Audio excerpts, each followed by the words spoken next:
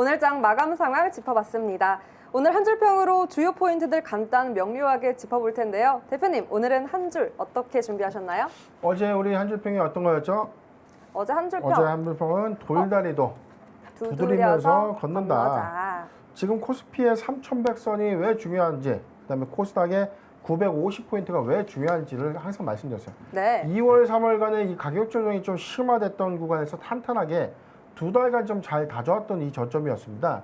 그런데 지금 이 코스피 경우에서는 3,100선을 탄탄하게 좀 유지해주면서 오늘은 3,171%, 0.8% 좀 상승 마감을 했고, 코스닥은 950선을 회복하면서 1.4%. 어제 상승폭보다는 하락폭보다는 좀 이렇게 다소 만회폭은 좀 적었지만 그래도 나름 선방한 오늘 흐름이었다. 어제 왜 돌다리를 좀 두드리면서 건너느냐? 최근에 어떤 이 1분기 보고서 이후에 8월 14일까지 2분기, 그러니까 반기 실적 발표를 앞두고 난 이후까지는 가격적인 어떤 조정, 개별 종목의 어떤 조정이 좀 불가피한데, 이 이유 중에 하나는 최근에 뭐 그렇게 큰 이벤트가 없어요.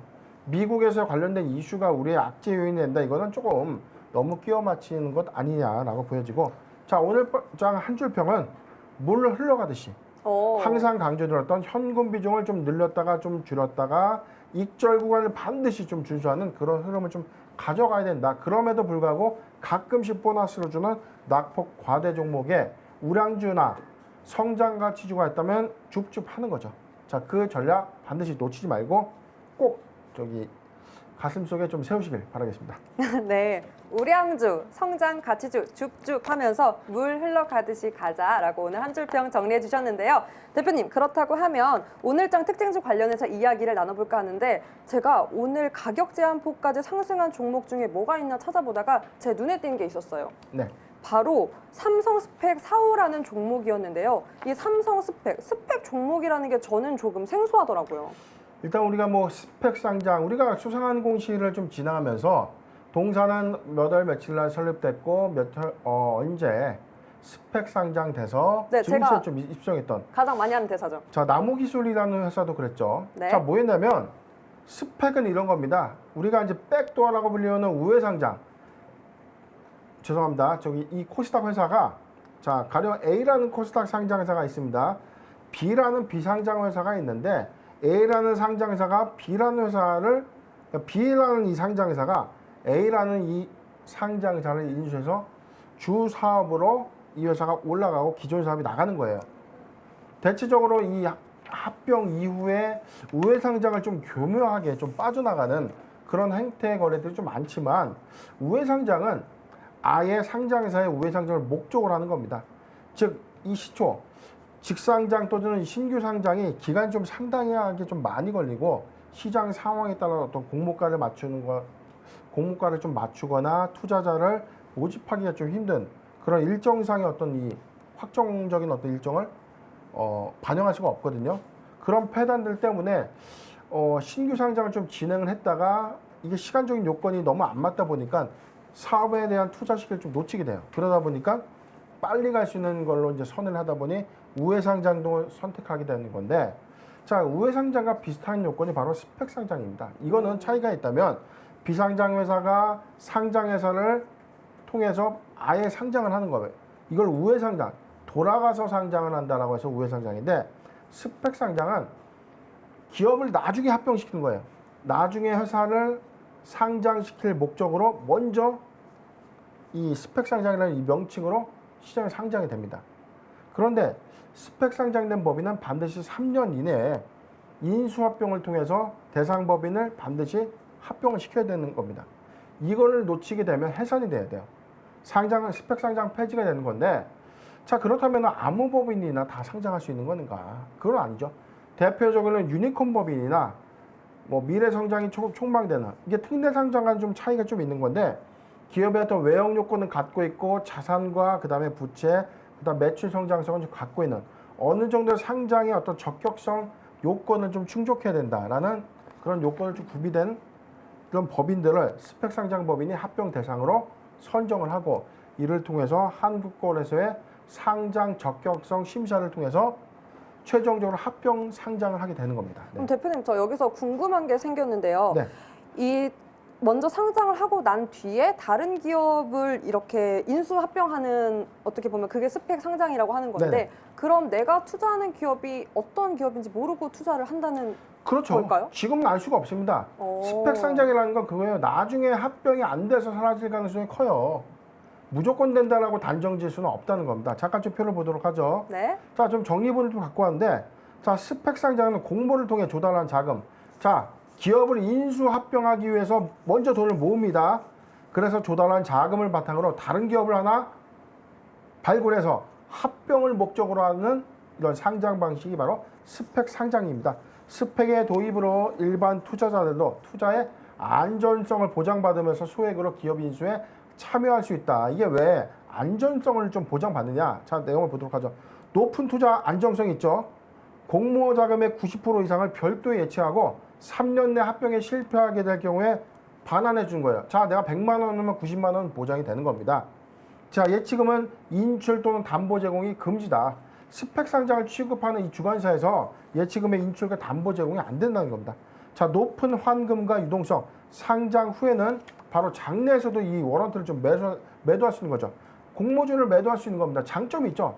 내가 90%, 10% 손실만 까질 것인가 아니면 스펙 상장 공모주에 투자해서 투자 차익을 얻을 것인가 라는 이 부분으로 높은 환금성과 유동성 부분이 이제 제시가 되고 있고 합병이 반대할 경우에 주식 매수 청구권 행사를 해서 나 합병 반대할래. 내 주식 사가. 이거거든요.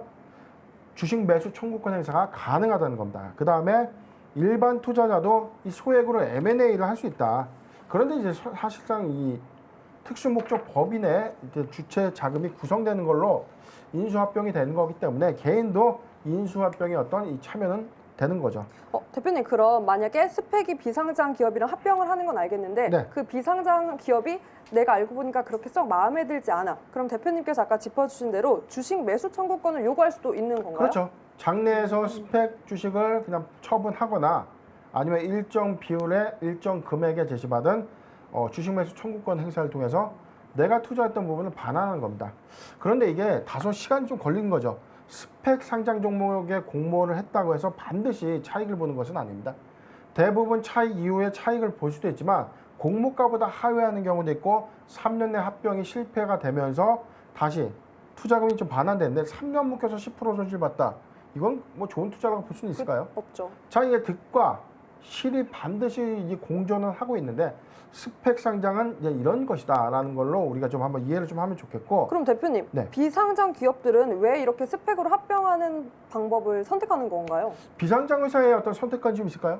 이거는 비상장 회사는 당연히 상장을 하고 싶다고 하더라도 상장 적격성, 즉 스펙 상장의 어떤 주관.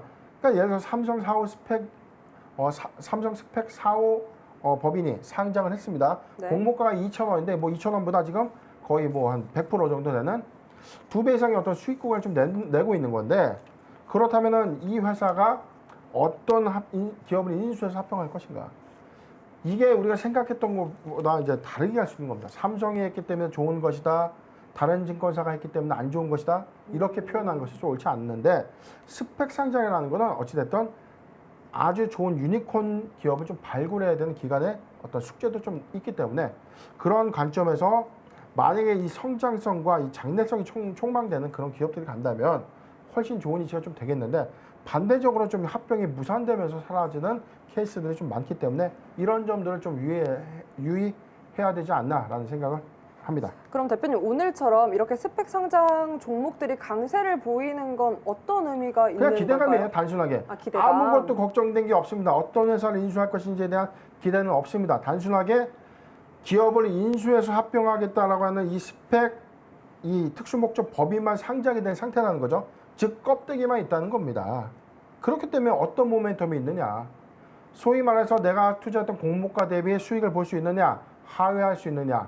그렇지만 어떤 인수법인 이후에 내가 취득했던 공모가 대비 만약에 최종 합병 이후에 주가가 달라진다면 이에 따른 투자 수익도 좀 예상할 수 있는데 그 부분은 판단을 해야 되는 겁니다. 네. 그럼 투자할 때 더 유의할 사항이 있을까요? 그렇죠. 아까 제가 짚어드렸던 부분. 네. 3년을 예치하는 겁니다. 90% 이상의 안전성 좀 보장이 됐지만 3년에 10%의 손실이 초래할 수 있는 점. 그 다음에 이 상장법인, 그러니까 피합병법인의 어떤 이 정보를 지금 현재 상장 당시는 알 수가 없는 겁니다. 물론 여러 가지 컨택 포인트들을 통해서 뭐 향후에 내가 투자한 이 스펙, 이 공모 금액보다 상회할 수 있는 요건도 좀 가질 수 있지만 대체적으로 3년 이내에 이 스펙, 이 기업 인수합병을 좀 완료하지 못해서 상장 폐지되는 이 스펙법인들이 좀 많기 때문에 그런 점들을 좀 각별히 좀 유의해야 된다라고 좀 정리를 해드리겠습니다. 네, 대표님께서 짚어주신 유의점 잘 살피셔서 현명한 투자 전략 세우셨으면 좋겠습니다. 저희 수상한 공시 그리고 한 줄평 여기까지 봤고요. 바로 올라올라로 돌아오겠습니다.